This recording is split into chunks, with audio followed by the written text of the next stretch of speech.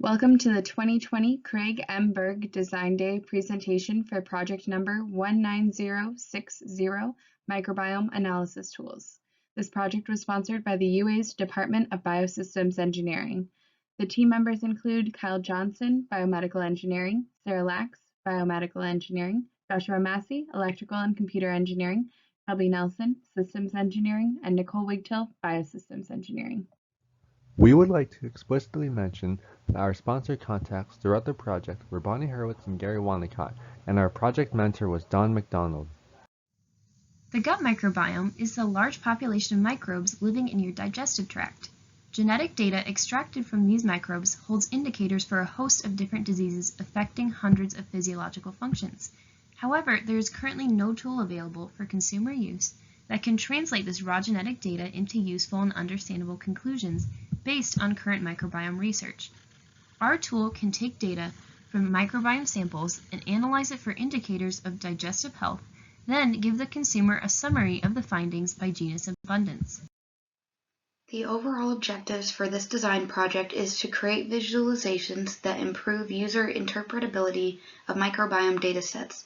This would be accomplished by designing a website that can analyze gut microbiome data and display charts and graphs that can show the microbial changes in the gut over time.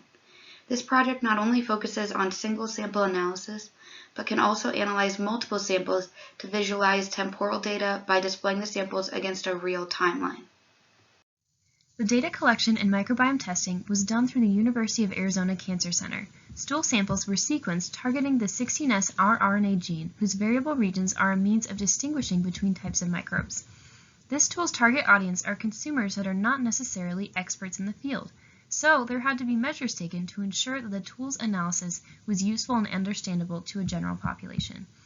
We circulated 2 surveys hosted on Qualtrics, one inquiring which aspects of the microbiome that people are most interested in learning about, and the second survey giving samples of charts and graphs implemented by the website to find which displays were the most understood and liked. We also wanted feedback from medical professionals. In person or over Zoom, we talked to professionals in internal medicine, nutritional science, and other fields, asking them what features they wanted to see in a microbiome analysis tool, and how our tool could be useful in their clinics. The website is active and functioning, with the analysis currently being hosted by rShiny. This project took a lot of focus on the engineering development. The foundation of the project was created last semester along with the requirements. This semester, our team has focused on making sure the code was functioning and was able to analyze the microbiome data that we had from sample patients. Along with this, we made sure that all of our requirements were verified and that any acceptance test procedures were followed and completed. The code receives patient microbiome data located in 3 separate files and organizes it such that it is compatible with the application. The data is used to create a display from which users have multiple options to visualize the data as preferred. The rShiny app is embedded in uabiome.com, a domain which is hosted by the UA's Biosystems Engineering Department. Here is a short demo of the UABiome website. This is the home page that includes an About section explaining what the website is, as well as a How It Works section describing what each tab and function does. If you select Get Started Now, it will take you to the analysis page showing your samples and their visualizations. Here you can select from the samples you had previously loaded into the application. And each plot type shows a Shannon and Sorensen index, which shows how diverse your sample is. You can choose the type of plot: bar chart, table view, and pie chart view. Next, the temporal analysis allows you to select multiple samples and compare their genus abundance as a typical bar chart, or with respect to time to see how the genus abundance has changed over time. Next is a More Information page that includes popular genus types with more information about their purpose and significance. Lastly, there is a My Profile page that allows you to change your username and display the samples you have submitted to the application. Here are the summarized results for each test. Qualtrics passed, which will be explained in a later slide, and each team member passed their caloric tracking as they were within their 15% target calorie intake. Currently, the team experiment data tests failed for each member as we were unable to obtain the data because the lab was closed due to the COVID-19 pandemic.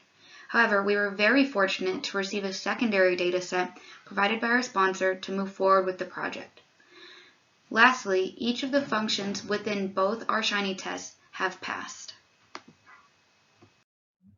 As for our project deliverables, the R-Shiny application is fully accessible at uabiome.com, currently hosted by the University of Arizona's Biomedical Engineering Department, and its program files can be downloaded following the link to GitHub.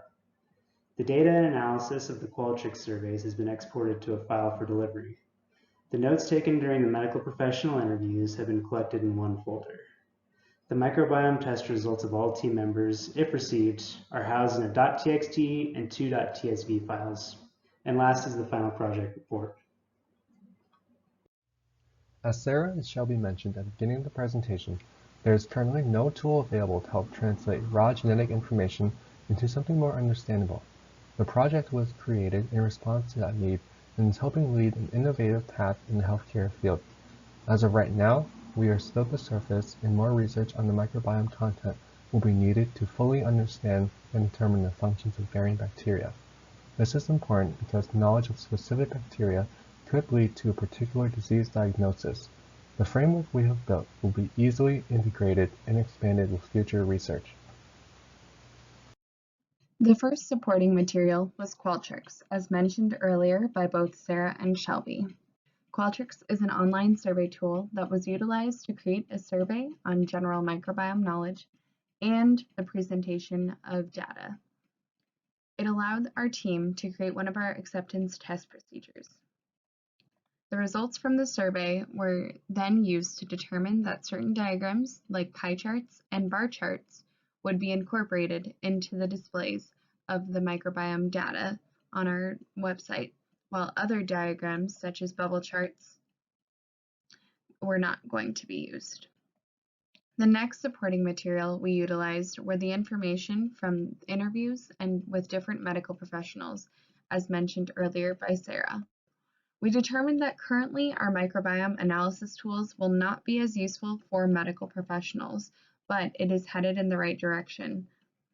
Finally, we have our ATP documents, which helped us determine whether or not our project was meeting all of the requirements we set out to meet at the start of this project. Thank you. The team expresses immense gratitude for the following individuals, without which our project could not have been so successful. Special thanks to our mentor, Don McDonald, for his guidance and unwavering commitment to the team's performance and success. Thanks to our sponsor, Bonnie Hurwitz, for her constant support and knowledge on the microbiome, and our sponsor, Gary Wanacott, for knowledge and the desire to learn more. Special thanks to George Watts for providing the resulting microbiome data produced for our team experiments, and thanks to Elise Pansero for consulting on our Shiny applications.